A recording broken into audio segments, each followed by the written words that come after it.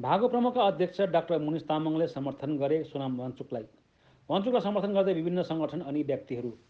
भारतीय गोर्खा परिसङ्घका राष्ट्रिय अध्यक्ष डाक्टर मुनिश तामाङले लद्दाखका क्रान्तिकारी सोनाम वाङचुकको आन्दोलनलाई समर्थन गरेका छन्। उनले लद्दाखवासी र गोर्खाहरूको समस्या एउटै भएको डाक्टर तामाङले बताए।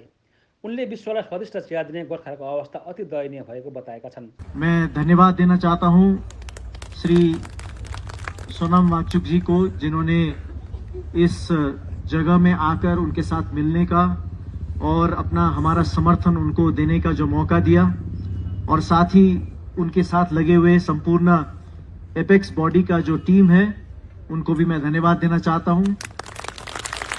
और धन्यवाद ही नहीं, मैं आप सबको बधाई भी देना चाहता हूं कि इतना एक प्रेरणादायी तरीके से, इंस्पिरेशनल तरीके से आपने जिस प्रकार से ये आंदोलन को आगे बढ़ाया है, जिसके कारण से आज अलग अलग जगहों से लोग प्रेरणा पा रहे हैं।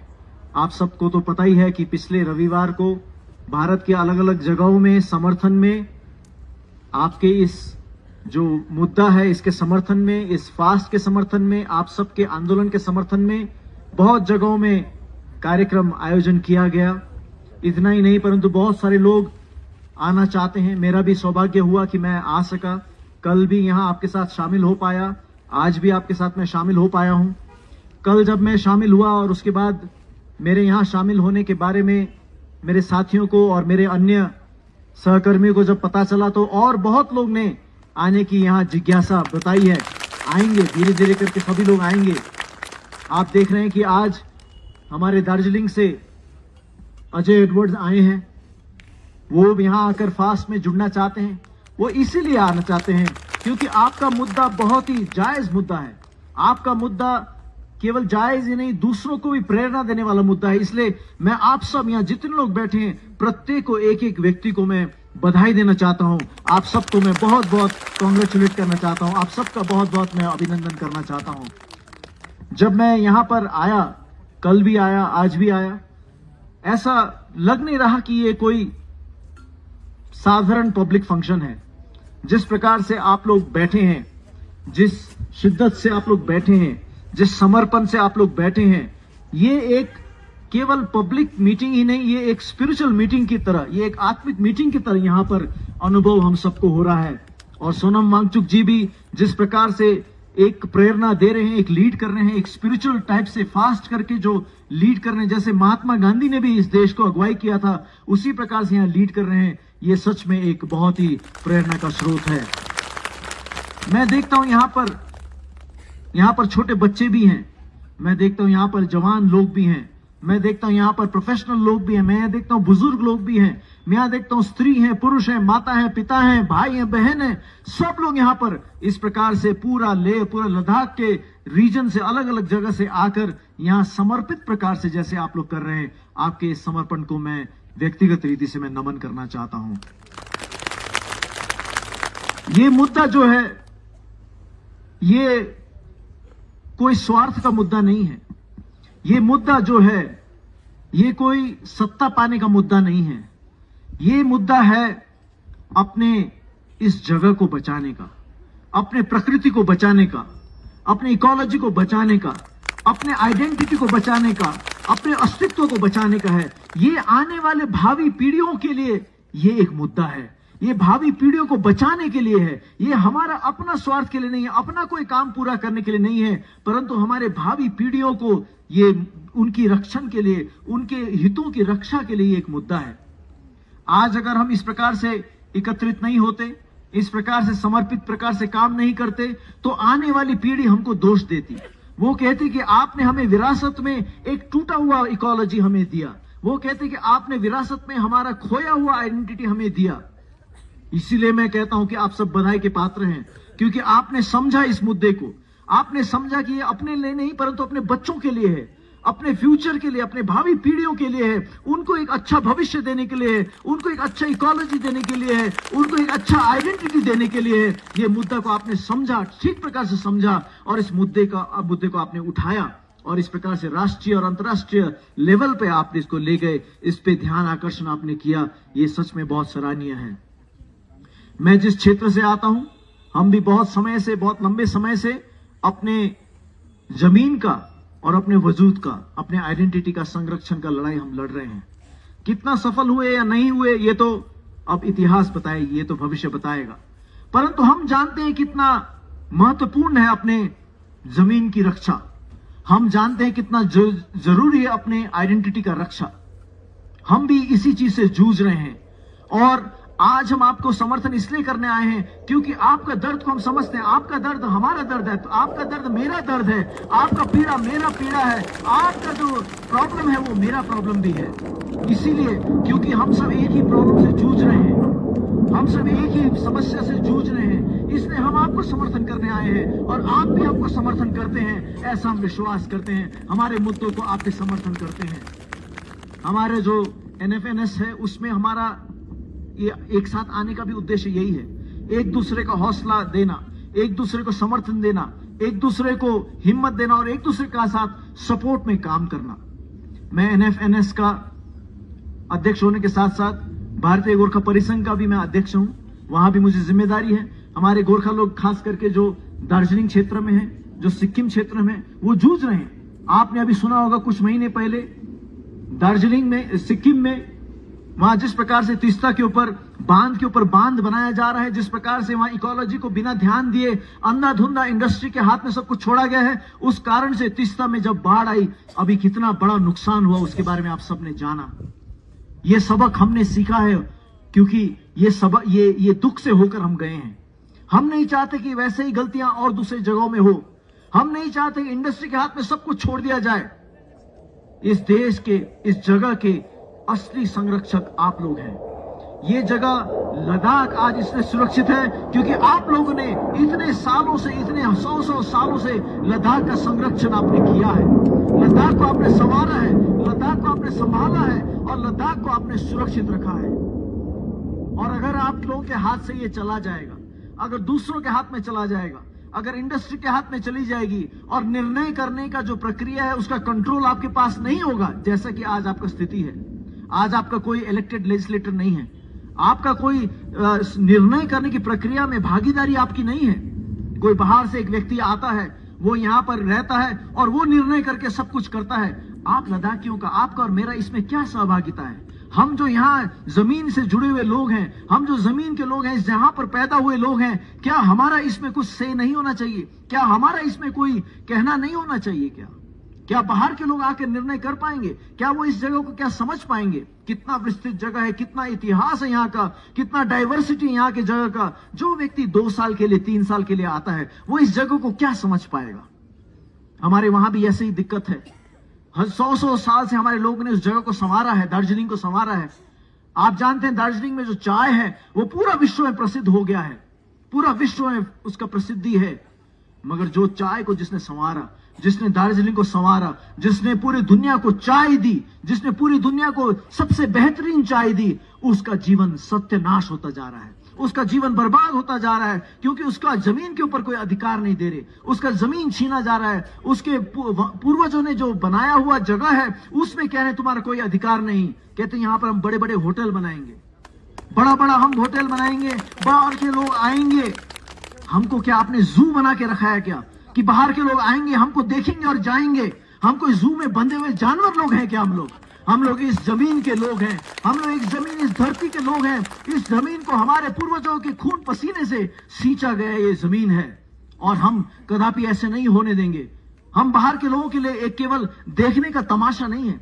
लद्दाख केवल टूरिस्ट आएगा, देखेगा, आप लोग को देखेगा, आपका जैसे टोपी पहनेगा, आपका जैसे कपड़ा पहनेगा, फोटो खींचेगा और चला जाएगा। बस क्या यही लद्दाख का कल्पना है क्या ये लद्दाख हमारी सरकार ने सोचा है क्या सर लद्दाख चाहिए?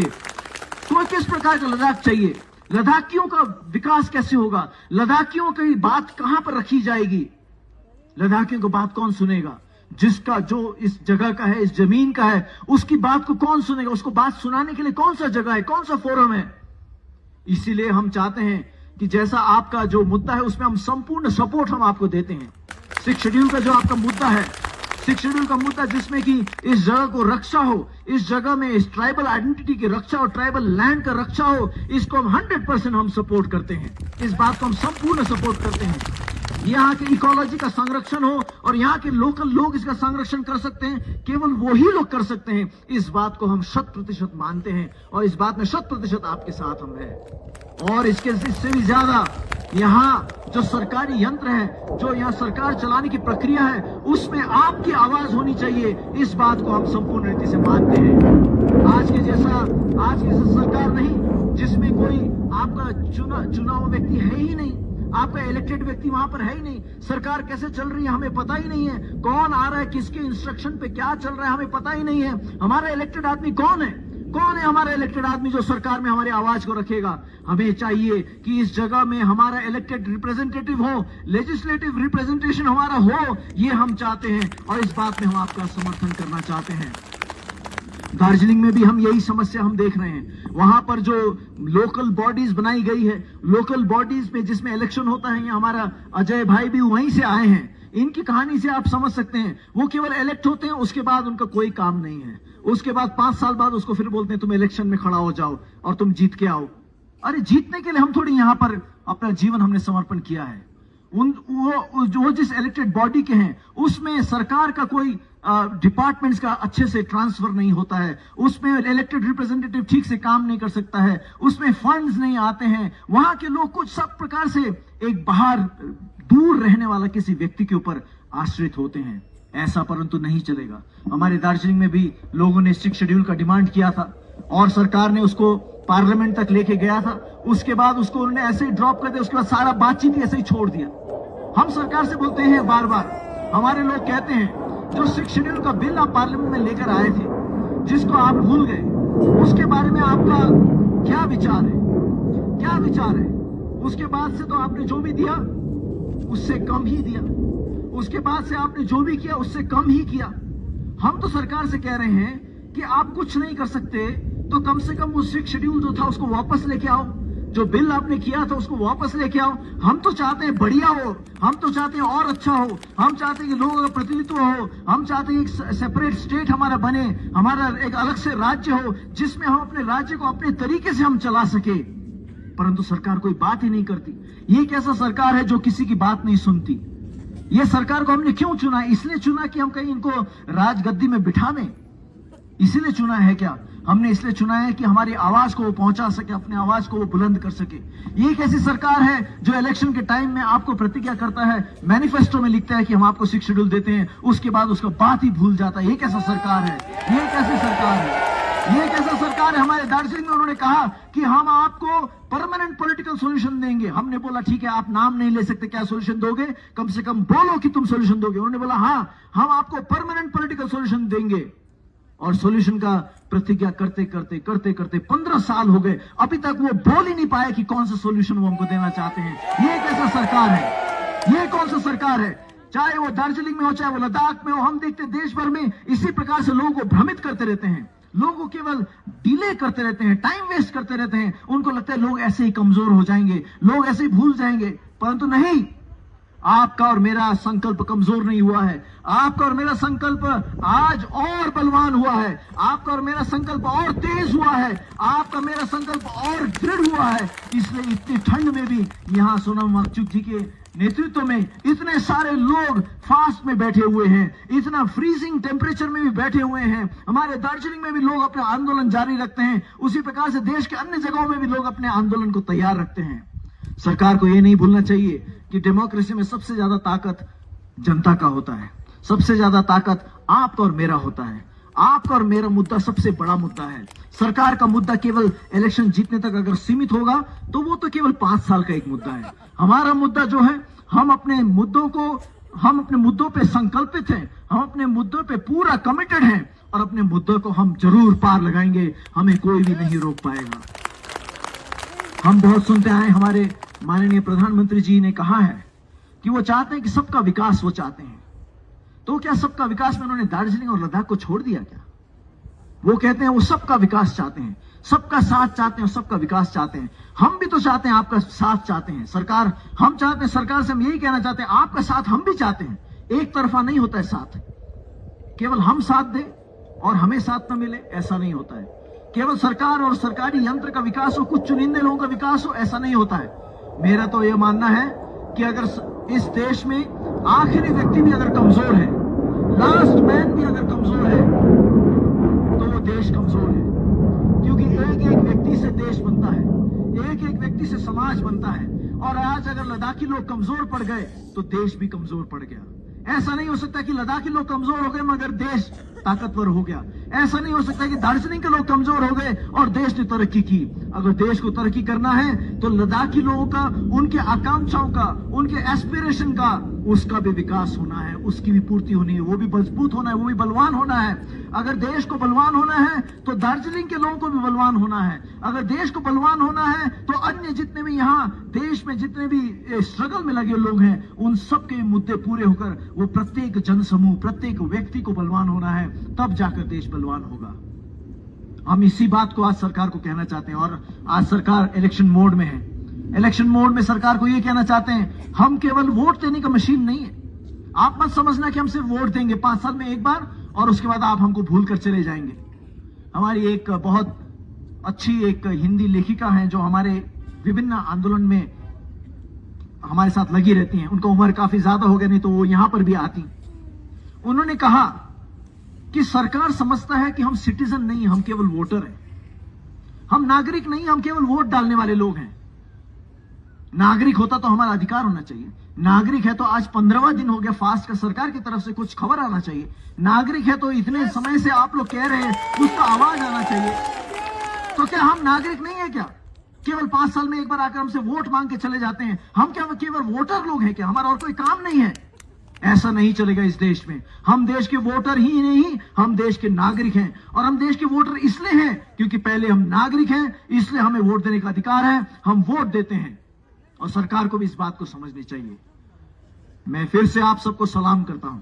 आप सबको मैं बहुत बहुत सराहना करता हूं और आप लोगों से हमने बहुत कुछ सीखा है। और सारे मेरे और अन्य साथी भी आएंगे, वो भी आपके साथ लग जाएंगे, वो भी आपके साथ अपना समर्थन बताएंगे और अपना आपका संदेश को अपने अपने जगहों पे लाएंगे।